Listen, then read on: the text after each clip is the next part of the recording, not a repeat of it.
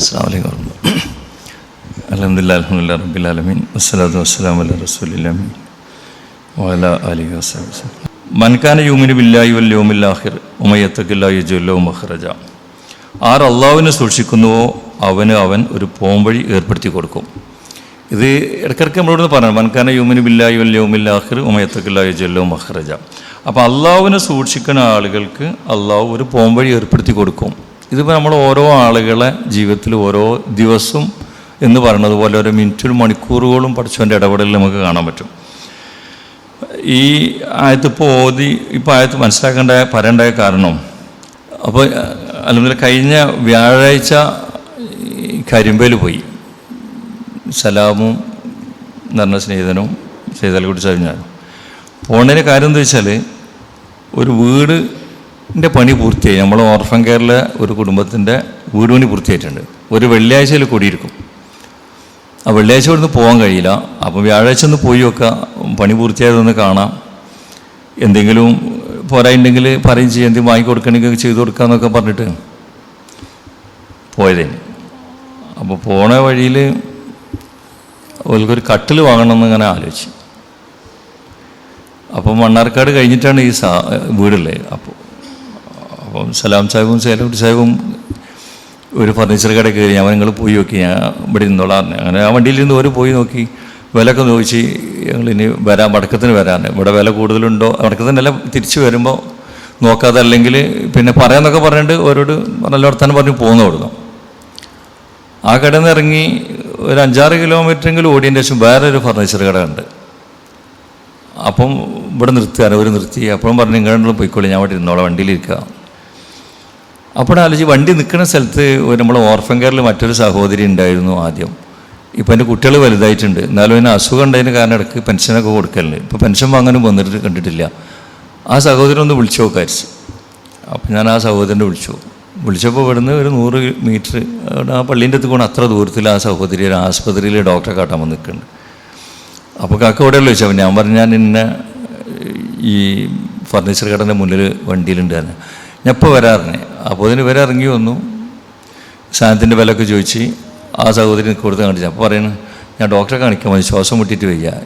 2 ദിവസമായി കാക്കനെ ഒന്ന് വിളിക്കണം വിചാരിക്കും. രാവിലെ നീക്കുമ്പോൾ എനിക്ക് ഭയങ്കര ശ്വാസം മുട്ടലാണ്, സംസാരിക്കാൻ കഴിയില്ല. പിന്നെ കുറച്ച് കഴിഞ്ഞ് വെയിലൊക്കെ ചൂടായി കഴിഞ്ഞാൽ എനിക്ക് സംസാരിക്കാൻ കഴിയും. അപ്പോൾ കാക്ക തിരക്കിലോ, അപ്പോൾ തിരക്കുള്ള സമയത്ത് വിളിച്ച് ബുദ്ധിമുട്ടാക്കണ്ട, ഇപ്പോൾ 2 ദിവസമായിട്ട് സമയം തിരഞ്ഞെടുക്കണം ഒന്ന് വിളിക്കാൻ. അപ്പോൾ ആ സഹോദരി കണ്ട ചില വഴി സുബൈക്ക് വിളിച്ചാൽ എന്നെ കിട്ടുമെന്നറിയാം. പക്ഷേ സുബൈക്ക് ആ സഹോദരിക്ക് കിതപ്പാണ്, എപ്പോഴും ഡോക്ടറെ കാണിക്കാൻ വന്നതാണ്. അപ്പോൾ എന്തായിരുന്നു ചോദിച്ചാൽ പറഞ്ഞു, ഒന്നുമില്ല, പിന്നെ പെൻഷൻ വാങ്ങാൻ 2 മാസമായിട്ട് വരാൻ പറ്റിയിട്ടില്ല, കിറ്റ് വാങ്ങാനും കഴിഞ്ഞിട്ടില്ല. എന്നാൽ ശരി, അത്രയെല്ലാം പ്രശ്നം. അപ്പോൾ നിങ്ങൾ കിറ്റ് വാങ്ങിക്കോളി. ഞാൻ കിറ്റിന് പൈസ കൊടുത്തു, വേറെ ചെറിയൊരു പൈസയും കൊടുത്ത് പെൻഷൻ ഓഫീസിൽ നിന്ന് അയച്ചാൽ ഏർപ്പാടും ചെയ്തുതരാം. സത്യത്തിൽ ഈ പഠിച്ചവൻ്റെ ഒരു തർത്തീബാക്കൽ, പഠിച്ചവൻ്റെ ഒരു മഹറജ്, ഒരു തുറവുണ്ടാക്കുന്ന രീതി, ആദ്യത്തെ കടയിൽ നിന്ന് ഒരു കട്ടിൽ വാങ്ങുകയായിരുന്നെങ്കിൽ ആ സ്ഥലത്ത് ആ വണ്ടി നിർത്തൂല. പക്ഷെ ആ വണ്ടി ഏത് ഫർണിച്ചർ കടൻ്റെ പോയി നിൽക്കണം. ആ ഫർണിച്ചർ കടൻ്റെ ഒരു 50-100 മീറ്ററിൻ്റെ ഉള്ളിൽ ആ സഹോദരി ഡോക്ടറെ കാണിക്കാനായിട്ട് കാത്തിക്കുകയാണ്. ഇത് അറിഞ്ഞിട്ടല്ലല്ലോ നമ്മൾ ഈ ഫർണിച്ചർ കടൻ്റെ മുന്നിൽ പോയത്. അല്ലെങ്കിൽ ഇവരൊരു കടയിൽ കയറിയിട്ട് ഒരു വില ചോദിച്ച് അവിടുന്ന് വാങ്ങിയാൽ വണ്ടിയിൽ കൊടുത്തേക്കണമെന്ന് പറഞ്ഞാൽ മതിയല്ലോ.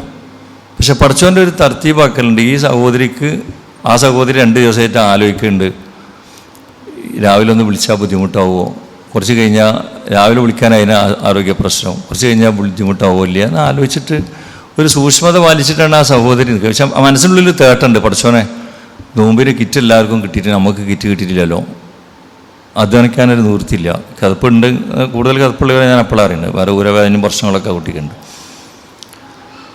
അപ്പോൾ അത് കൊടുത്തുകൊണ്ട് ഞങ്ങൾ നേരെ ഈ വീട്ടിൽ പോയി. അപ്പോൾ അവിടെ ആകെ പോരായുള്ളത് കട്ടിലാണ്. അപ്പോൾ ഞങ്ങൾ കട്ടിലിന് ഓർഡർ ചെയ്ത് പോകുമ്പോഴും റൂമിൻ്റെ വലിപ്പം അറിയാത്തതുകൊണ്ട് ആ വലിപ്പം അറിഞ്ഞിട്ട് 2 തരം കട്ടിൽ ഉണ്ടാവുമല്ലോ. അപ്പോൾ വലിപ്പത്തിനനുസരിച്ച് വാങ്ങാൻ തിരിച്ചിട്ട് അവിടെ റൂമിൻ്റെ അളവ് ഇവരെടുത്ത് ആ കടയ്ക്ക് പോകുമ്പോൾ ആ കുട്ടീനെയും കൂട്ടിക്കൊണ്ടുപോയി. അപ്പോൾ ഞങ്ങൾ വിചാരിച്ച് ആ കുട്ടീനെ കൂട്ടിക്കൊണ്ടായാൽ അവിടെ നിന്നൊരു വണ്ടിയിൽ കയറ്റി വിടാം, പിന്നെ ഞങ്ങൾക്ക് നേരം ഇങ്ങോട്ട് മടങ്ങിയാൽ മതിയല്ലോ. അങ്ങനെ ആ കുട്ടീനെ കൊണ്ടുപോയി 2 കിടക്കി, ഒരു കട്ടിലും പിന്നെ ബെഡ്ഷീറ്റും തലേനൊക്കെ വാങ്ങി. ഇവരെ മുകളിൽ കച്ചവടമാക്കി ബില്ലൊക്കെ അടച്ച് വരുമ്പോൾ ഞാൻ വണ്ടിയായിരുന്നു. വണ്ടിയിൽ നിന്ന് പറഞ്ഞ് പോകുന്ന കഴിഞ്ഞാൽ അവരോട് പറഞ്ഞു എൻ്റെ മൊബൈൽ ആ വീട്ടിൽ മറന്നു വെച്ചിട്ടുണ്ട്, അവിടെ കുത്തി വെച്ചിട്ടുണ്ട്. അപ്പോൾ അതുകൊണ്ട് ഇന്ന് നിവൃത്തിയിലഞ്ഞ് കുറേ തിരിച്ചു പോകണമല്ലോ പറഞ്ഞു. അപ്പോൾ അവർ പറഞ്ഞു അത് സാരമില്ല.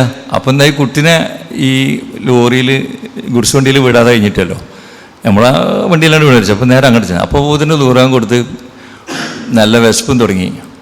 അപ്പോൾ ചോറ് തിന്നണം. അപ്പോൾ ഈ കുട്ടിക്ക് മാത്രം ഹോട്ടലിൽ നിന്ന് ചോറ് വാങ്ങിക്കൊടുത്താൽ അത് പ്രശ്നം. അവിടെ വേറെ ഒരു പെൺകുട്ടിയുണ്ട്, ഉമ്മ ഉണ്ട്.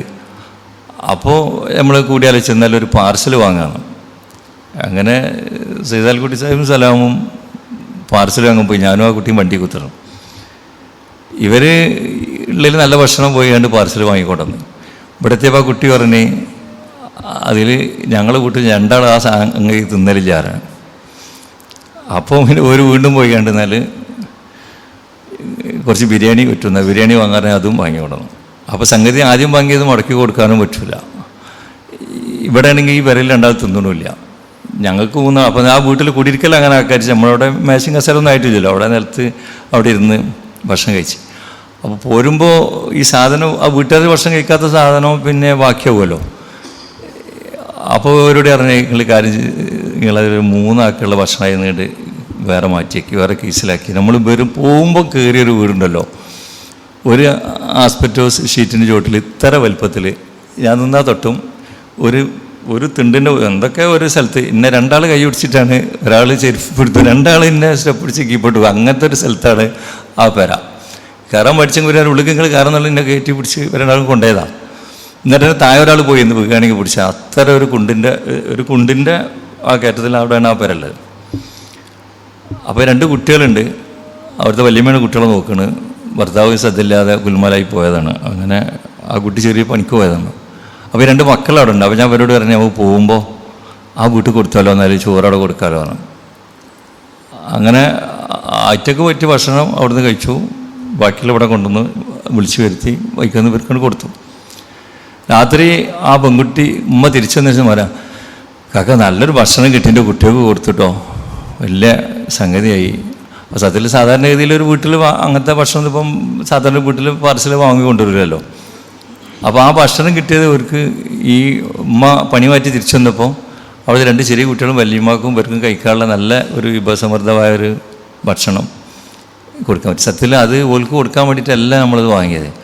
ആ വീട്ടിലൊരു ഭക്ഷണം പൂതിന് ചെറിയ മക്കളുണ്ട്. ഇങ്ങനത്തെ ഒരു ഉച്ചക്കൊരു നല്ലൊരു ഭക്ഷണം കിട്ടാമെന്ന് പഠിച്ചവൻ്റെ കണക്കാക്കിയിട്ടുണ്ടാവും. അതിനിവിടെ എന്തൊക്കെ നടന്ന് സത്യത്തിൽ എൻ്റെ മൊബൈൽ അവിടെ മറന്നു വെച്ച്, അല്ലെങ്കിൽ നമ്മൾ നേരണ്ട് പോരുമല്ലോ. അപ്പോൾ ഇവിടെ ഇപ്പോൾ ആ വീട്ടിലേക്ക് ഭക്ഷണമായി, മറ്റേ കുടുംബത്തിൻ്റെ ഭക്ഷണമായി. അപ്പോൾ പഠിച്ചവന് ഒരു കാര്യം തീരുമാനിച്ചാൽ ആരല്ലാഹുവിനെ സൂക്ഷിക്കുന്നുവോ അവനൊരു പോംവഴി ഏർപ്പെടുത്തി കൊടുക്കും. ഉമയത്തക്കില്ല ഇജല്ലോ മഹ്റജ, ഒരു മഹ്റജ അല്ലൊരു സംഗതി തീരുമാനിച്ചാൽ അതിനൊരു പോംവഴി പഠിച്ചുണ്ടാക്കണം. അതാണ് ഇപ്പം നമ്മൾ കണ്ടുകൊണ്ടിരിക്കുന്നത്. എന്നാൽ ആ വീട്ടുകാരുടെ അവസ്ഥ എന്താണ്? കൊല്ലങ്ങൾക്ക് മുമ്പ്, ഏകദേശം ഒരു 6 or 7 കൊല്ലം മുമ്പ് വീടില്ലാത്തതിൻ്റെ പേരിൽ അവർ സ്വന്തം നാട്ടിലേക്ക്, അതായത് കൊല്ലം ജില്ലയ്ക്ക് സ്ഥലം മാറിപ്പോകണം. പാലക്കാട് ജില്ലയിൽ നിന്ന് കൊല്ലം ജില്ലയ്ക്ക് കുടുക്കിയും പാത്രവും ഉള്ള സാധനങ്ങൾ കൊണ്ടിട്ട് ഒരു വണ്ടിയിൽ പോകുമ്പോൾ കായംകുളത്ത് എത്താൻ നേരത്ത് ആക്സിഡൻ്റ് ആയിട്ട് ആ കുട്ടികളെ പാപ്പ കായംകുളത്ത് നിന്നാണ് മരിക്കണത്. ആ ആക്സിഡൻറ്റോടനുബന്ധിച്ച് ആ കൊണ്ടേ സാധനങ്ങൾ മുഴുവനും നഷ്ടപ്പെട്ടു എന്നുള്ളതാണ്. അവനാൻ്റെത് എത്രയാലും വലുത് തന്നെയാണല്ലോ. അവനാൻ്റെ പായും തൽക്കണിയും കടക്കിയും കട്ടിലും കുടുക്കി എന്താണോ അവർക്ക് ഉണ്ടായിന് അത് മുഴുവനും ആ ആക്സിഡൻറ്റിൽ നശിച്ചുപോയി. ബാപ്പാൻ്റെ നാട്ടിലേക്കാണ് പോണത്. പിന്നെ എന്ത് ചെയ്യും? അവസാനം അവിടുന്ന് തിരിച്ചിങ്ങോട്ട് തന്നെ വരാം. ഇവിടെ കൊണ്ടുവന്നിട്ട് തിരിച്ച് ആ മയ്യത്ത് മാറി ചെയ്തു, ഒരു വീണ്ടും കിട്ടും. പക്ഷെ ഇവിടെ അവർക്ക് സ്വന്തമായിട്ടൊന്നും ഇല്ല അന്നേരം. അവസാനം കുറഞ്ഞൊരു വാടകയ്ക്ക് കുടുംബത്തിലൊരാളെ ഒരു ഷെഡ് 1500 രൂപ വാടകയ്ക്ക് വാങ്ങി വീണ്ടും അവിടെ ഒരു പുതിയ ജീവിതം കെട്ടിപ്പടുക്കുക. ആ ജീവിതമായി മുന്നോട്ട് പോകുന്നതിൻ്റെ ഇടയിലാണ് അതിന് 1500 രൂപ വാടക കൊടുക്കാൻ കഴിയാതെ ആ കുടുംബക്കാർ വീട്ടിൽ നിന്ന് ഇറങ്ങിക്കോളിയെന്ന് പറഞ്ഞു. അപ്പോൾ അവിടുന്ന് വീണ്ടും ഇറങ്ങി. അപ്പോഴാണ് എനിക്ക് ഓരിഭാഗം വെച്ച് ഇത്തിരി സ്ഥലം കിട്ടുമല്ലോ എന്ന് പറഞ്ഞപ്പോൾ അത് നിർബന്ധം ചോദിച്ചപ്പോൾ ആ ഓരിഭാഗം കിട്ടി. ആ ഓരിഭാഗം വെച്ച് കൊടുത്തൊരു ഷെഡ് കെട്ടാൻ നമ്മളോട് ഒന്ന് പൈസ ചോദിച്ചു. ചെറിയ ഷെഡ് കെട്ടുള്ള പൈസ നമ്മളിവിടെ നിന്ന് കൊടുത്തു. ആ അധ്യായം അവിടെ കഴിഞ്ഞ്, അത് കൊല്ലം 4 മുമ്പാണ്. അത് കഴിഞ്ഞതിന് ശേഷമാണ് കുറച്ച് ദിവസം, ആ ഒരു 7 മാസം മുമ്പ് കഴിഞ്ഞ് മെയിലാണ് ഓർമ്മ, കുഞ്ഞുമോൻ്റെ അടുത്ത് ആ കുട്ടി വന്നിട്ട് പറഞ്ഞത്, കാക്ക എനിക്ക് നിങ്ങളൊരു വീടുണ്ടാക്കി തരുമെന്ന്.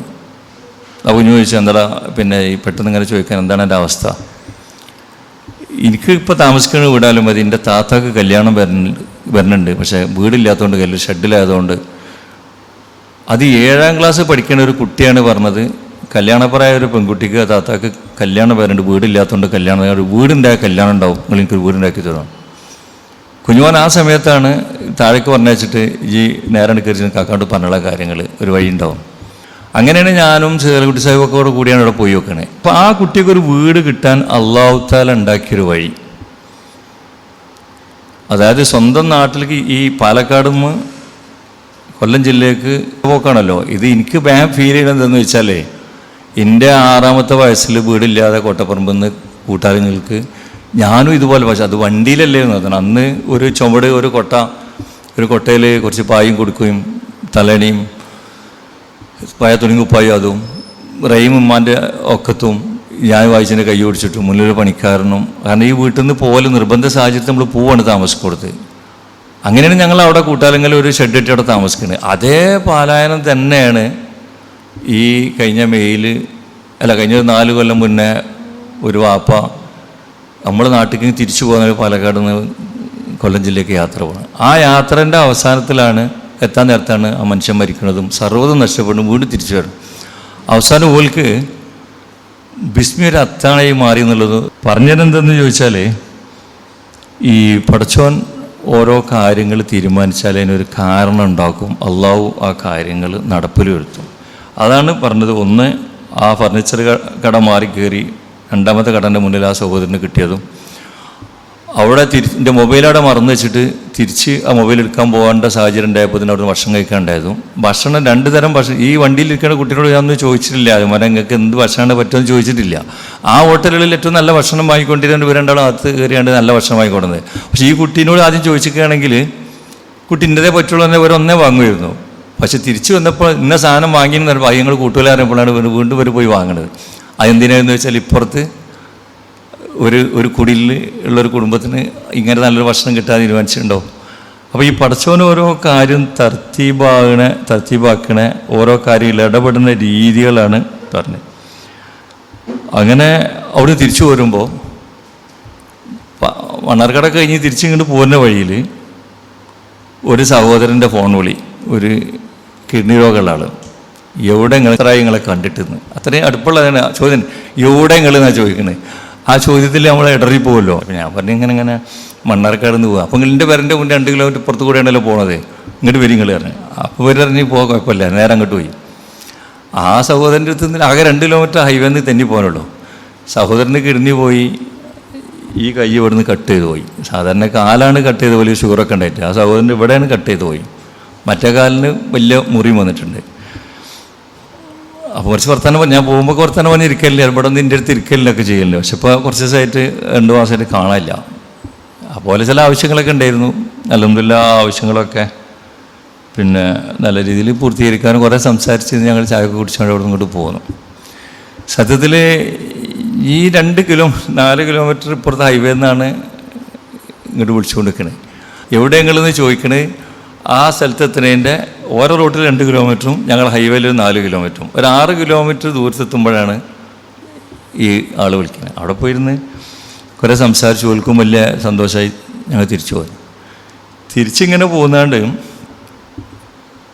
മലപ്പുറം ഭാഗത്തേക്കൊണ്ട് കടന്നതിൻ്റെ ശേഷം ഒരാൾ വിളിച്ചുകൊണ്ട് പറഞ്ഞ് നിങ്ങളൊന്ന് കാണ്ടിനല്ലോ.